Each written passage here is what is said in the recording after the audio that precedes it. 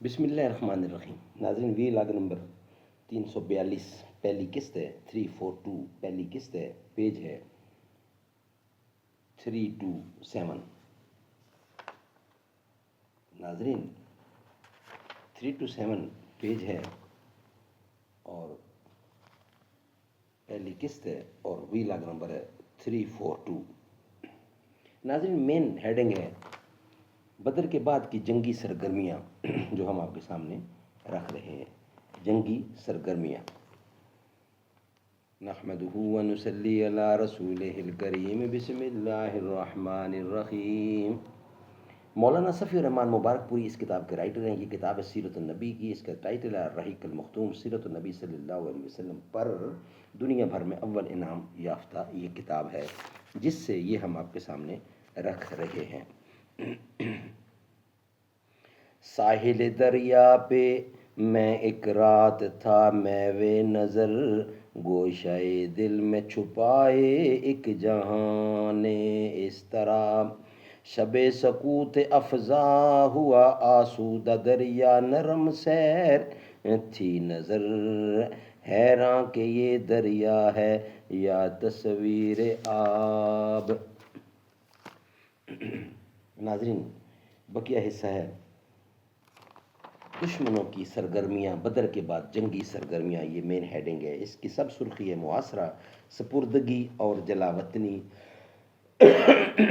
ناظرین یہ ہم آپ کے سامنے رکھ رہے ہیں. اس واقعے کے بعد رسول اللہ صلی اللہ علیہ وسلم کے صبر کا پیمانہ لبریز ہو گیا. آپ نے مدینے کا انتظام ابو لبابہ بن عبد المنذر کو سونپا اور خود حضرت حمزہ بن عبد المطلب کے ہاتھ میں مسلمانوں کا پھریرا دیا. پھریرا دے کر اللہ کے لشکر کے ہمراہ بنو قینقاع کا رخ کیا. انہوں نے آپ کو دیکھا تو گڑیوں میں قلعہ بند ہو گئے. آپ نے ان کا سختی سے محاصرہ کیا. یہ جمعے کا دن تھا اور شوال سن 2 ہجری کی تاریخ 15 تھی، یعنی 15 تاریخ تھی اور 15 روز تک یعنی حلال ذی قعدہ کے نمودار ہونے تک محاصرہ جاری رہا. پھر اللہ تعالیٰ نے ان کے دلوں میں رعب ڈال دیا، جس کی سنت ہی یہ ہے کہ جب وہ کسی قوم کو شکست و ہزیمت سے دوچار کرنا چاہتا ہے تو ان کے دلوں میں رعب ڈال دیتا ہے. چنانچہ بنو قینقاع نے اس شرط پر ہتھیار ڈال دیے کہ رسول اللہ صلی اللہ علیہ وسلم ان کی جان و مال، آل و اولاد اور عورتوں کے بارے میں جو فیصلہ کریں گے انہیں منظور ہوگا. اس کے بعد آپ کے حکم سے ان سب کو باندھ لیا گیا. لیکن یہی موقع تھا جب عبداللہ بن ابی نے اپنا منافقانہ کردار ادا کیا. اس نے رسول اللہ صلی اللہ علیہ وسلم سے سخت اصرار و الحاح کیا کہ آپ ان کے بارے میں معافی کا حکم صادر فرما دیں. اس نے کہا اے محمد میرے معاہدین کے بارے میں احسان کیجئے.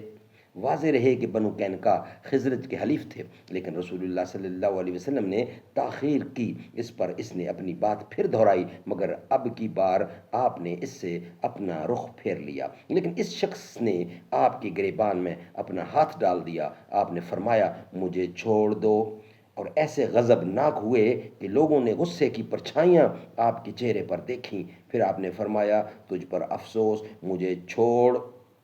لیکن یہ منافق اپنے اصرار پر قائم رہا اور بولا نہیں بخدا میں آپ کو نہیں چھوڑوں گا یہاں تک کہ آپ میرے معاہدین کے بارے میں احسان فرما دیں. 400 کھلے جسم کے جوان، 400 کھلے جسم کے جوان اور 300 یعنی 400 کھلے جسم کے جوان اور 300 زرہ پوش جنہوں نے مجھے سرخ و سیاہ سے بچایا تھا.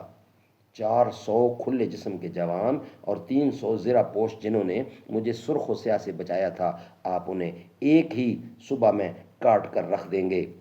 واللہ میں زمانے کی گردشوں کا خطرہ محسوس کر رہا ہوں.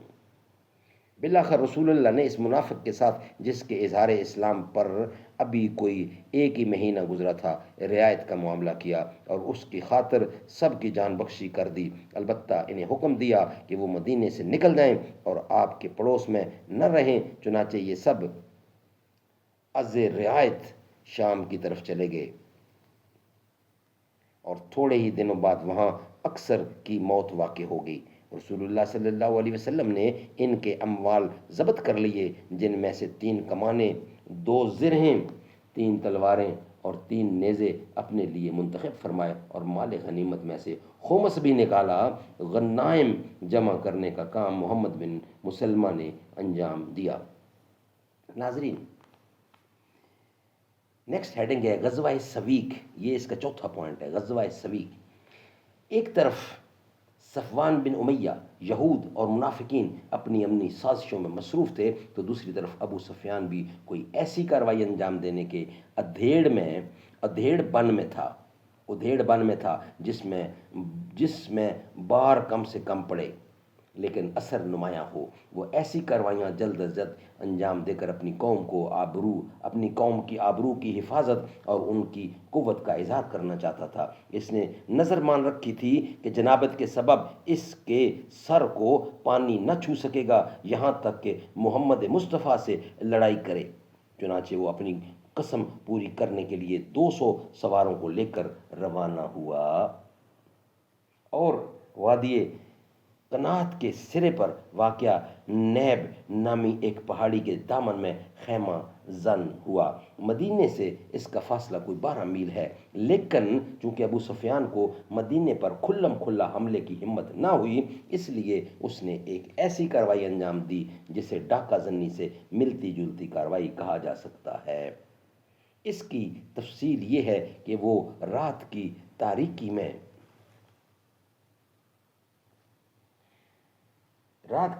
میں اطراف مدینہ کے اندر داخل ہوا اور حی بن اخطب کے پاس جا کر اس کا دروازہ کھلوایا۔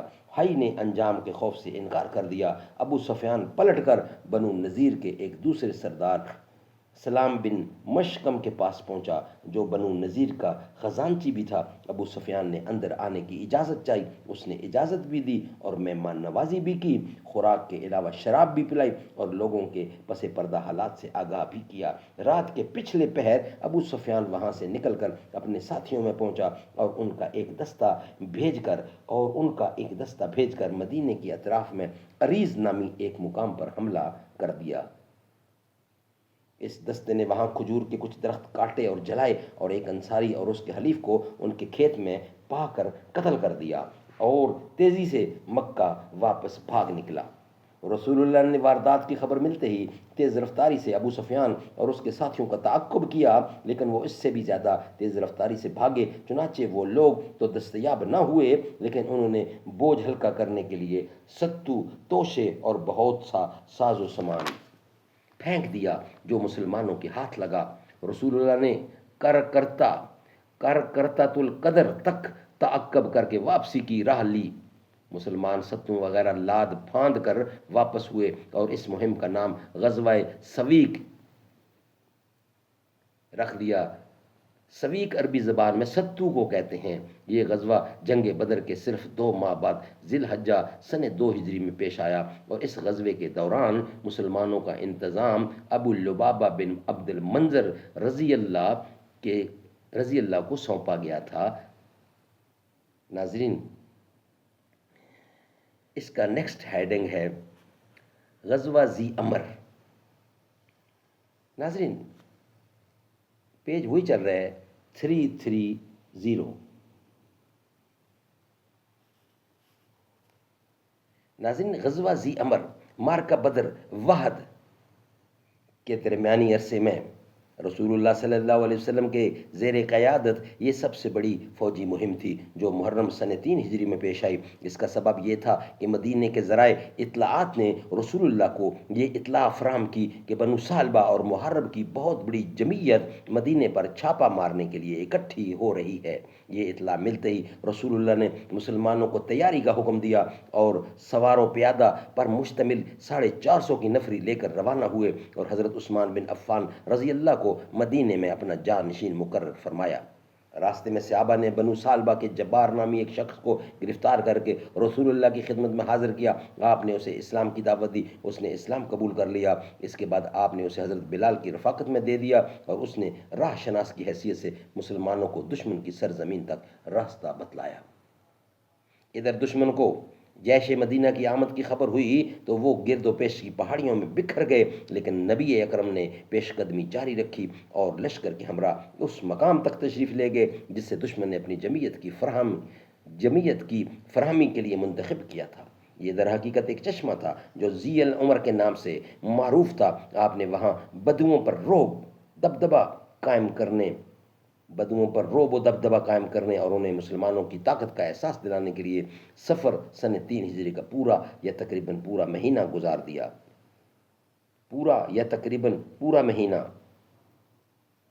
دیا اور اس کے بعد مدینہ تشریف لائے۔ ناظرین، ابن حشام زاد المیاد میں کہا جاتا ہے کہ داشوریہ غورس محاربی نے اس غزوے میں نبی اکرم کو قتل کرنے کی کوشش کی تھی، لیکن صحیح یہ ہے کہ یہ واقعہ ایک دوسرے غزوے میں پیش آیا تھا۔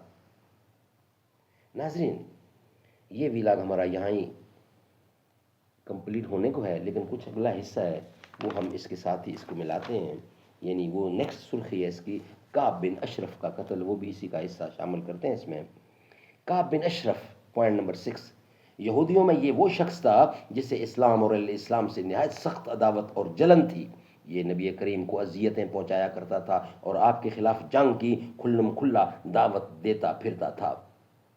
اس کا تعلق قبیلہ تئی کی شاخ بنو نبہان سے تھا اور اس کی ماں قبیلہ بنو نذیر سے تھی۔ یہ بڑا مالدار اور سرمایہ دار تھا، عرب میں اس کے حسن و جمال کا شہرہ تھا اور یہ ایک معروف شاعر بھی تھا۔ اس کا قلعہ مدینے کے جنوب میں بنو نذیر کی آبادی کے پیچھے واقع تھا۔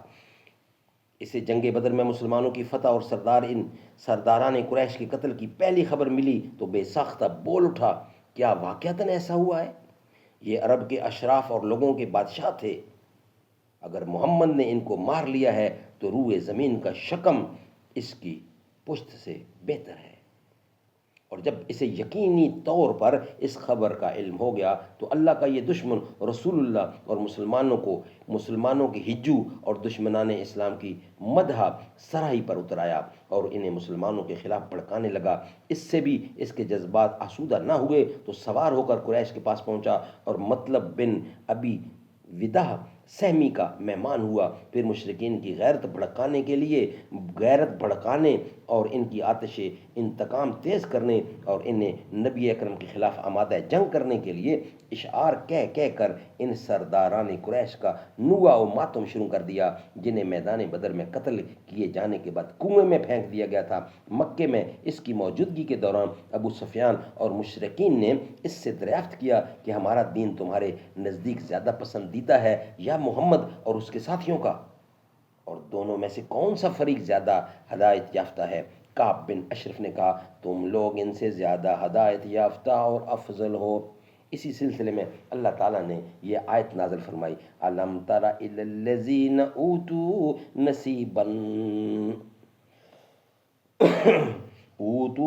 نصیبا من الکتاب یؤمنون بالجبت والطاغوت ویقولون للذین کفروا ہؤلاء اہدی من الذین آمنوا سبیلا۔ سورت نمبر 4 اور آیت نمبر 51۔ تم نے انہیں نہیں دیکھا جنہیں کتاب کا ایک حصہ دیا گیا ہے، جنہیں کتاب کا ایک حصہ دیا گیا ہے کہ وہ جنت اور طاغوت پر ایمان رکھتے ہیں، اور کافروں کے متعلق کہتے ہیں کہ یہ لوگ مومنوں سے بڑھ کر ہدایت یافتہ ہیں۔ کعب بن اشرف یہ سب کچھ کر کے مدینہ واپس آیا تو یہاں آ کر صحابہ کرام کی عورتوں کے بارے میں واہیات اشعار کہنے شروع کیے اور اپنی زبان درازی و بدگمانی یعنی بدگوئی کے ذریعے سخت اذیت پہنچائی۔ یہی حالات تھے جن سے تنگ آ کر رسول اکرم نے فرمایا، کون ہے جو کعب بن اشرف سے نپٹے، کیونکہ اس نے اللہ اور اس کے رسول کو اذیت دی ہے۔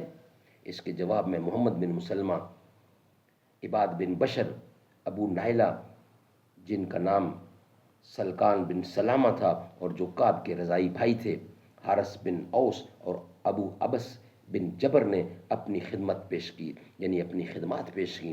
اس مختصر سی کمپنی کے کمانڈر محمد بن مسلمہ تھے۔ کعب بن اشرف کے قتل کے بارے میں روایات کا حاصل یہ ہے کہ جب رسول اللہ نے یہ فرمایا کہ کعب بن اشرف سے کون نپٹے گا کیونکہ اس نے اللہ اور اس کے رسول کو اذیت دی ہے، تو محمد بن مسلمہ نے اٹھ کر عرض کیا، یا رسول اللہ میں حاضر ہوں، کیا آپ چاہتے ہیں کہ میں اسے قتل کر دوں؟ آپ نے فرمایا ہاں۔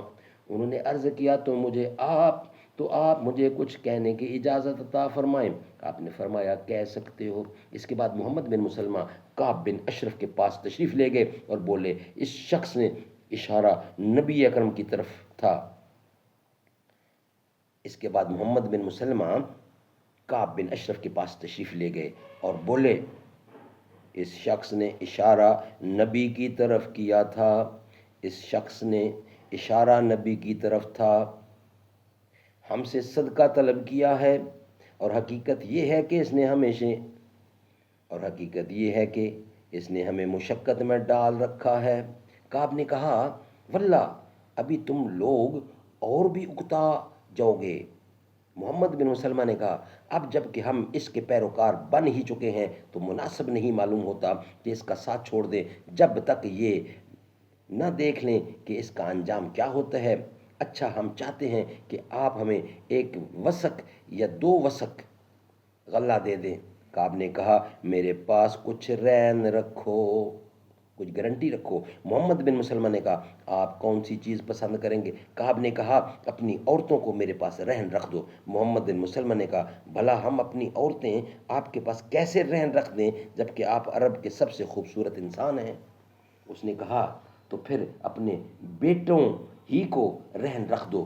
محمد بن مسلمہ نے کہا، ہم اپنے بیٹوں کو کیسے رہن رکھ دیں؟ اگر ایسا ہو گیا تو انہیں گالی دی جائے گی کہ یہ 1 وسق یا 2 وسق کے بدلے رہن رکھا گیا تھا۔ یہ ہمارے لیے آر کی بات ہے، البتہ ہم آپ کے پاس ہتھیار رکھ سکتے ہیں۔ اس کے بعد دونوں میں طے ہو گیا کہ محمد بن مسلمہ ہتھیار لے کر اس کے پاس آئیں گے، اور ادھر ابو نائلہ نے بھی اسی طرح کا اقدام کیا، یعنی کعب بن اشرف کے پاس آئے، کچھ دیر ادھر ادھر کے اشعار سنتے سناتے رہے، پھر بولے، بھائی ابن اشرف، میں ایک ضرورت سے آیا ہوں، اسے ذکر کرنا چاہتا ہوں، لیکن اسے آپ ذرا سیگا راز ہی میں رکھیں گے۔ کعب نے کہا، ٹھیک ہے، بتاؤ۔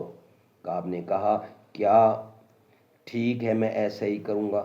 ابو نائلہ نے کہا، بھائی ایک شخص اشارہ نبی کی طرف تھا کہ آمد تو ہمارے لیے آزمائش بن گئی ہے، سارا عرب ہمارا دشمن ہو گیا ہے، سب نے ہمارے خلاف اتحاد کر لیا ہے، ہماری راہیں بند ہو گئی ہیں، اہل و عیال برباد ہو رہے ہیں، جانوں پر بن آئی ہے، ہم اور ہمارے بال بچے مشقتوں سے چور چور ہیں۔ اس کے بعد انہوں نے بھی کچھ اسی ڈھنگ کی گفتگو کی جیسی محمد بن مسلمہ نے کی تھی۔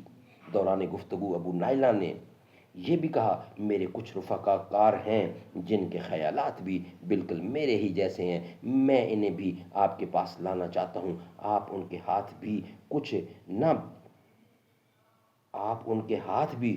نہ بیچیں اور ان پر احسان کر دیں۔ آپ ان کے ہاتھ بھی کچھ بیچیں اور ان پر احسان کر دیں۔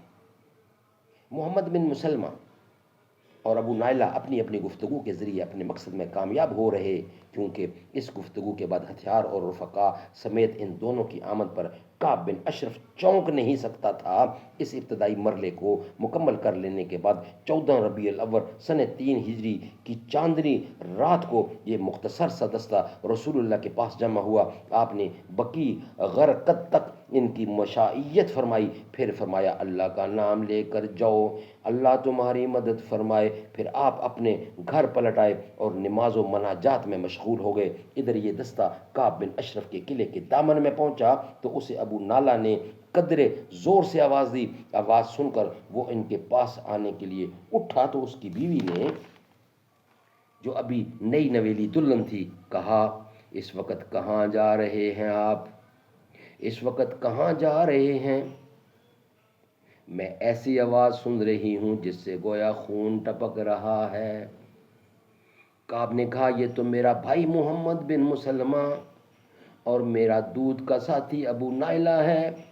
کریم آدمی کو اگر نیزے کی مار کی طرف بلایا جائے تو اس پکار پر بھی وہ جاتا ہے۔ اس کے بعد وہ باہر آ گیا، خوشبو میں بسا ہوا تھا اور سر خوشبو کی لہریں پھوٹ رہی تھی۔ ناظرین یہ ویلاگ یہاں ہی کرتے ہیں اور اس کو بقیہ نیکسٹ ویلاگ کا حصہ بنائیں گے، اس کو یہاں ہی بند کرتے ہیں۔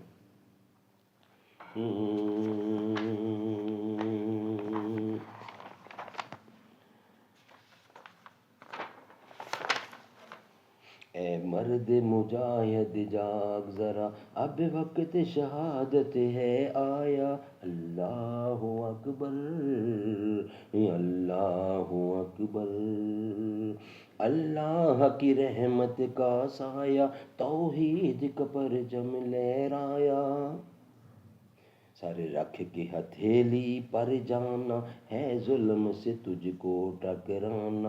ایمان کا ہے مت والا تو، اسلام کا ہے رکھوالا تو، ایمان ہے تیرا سرمایہ، اے مرد مجاہد جاگ ذرا، اب وقت شہادت ہے آیا۔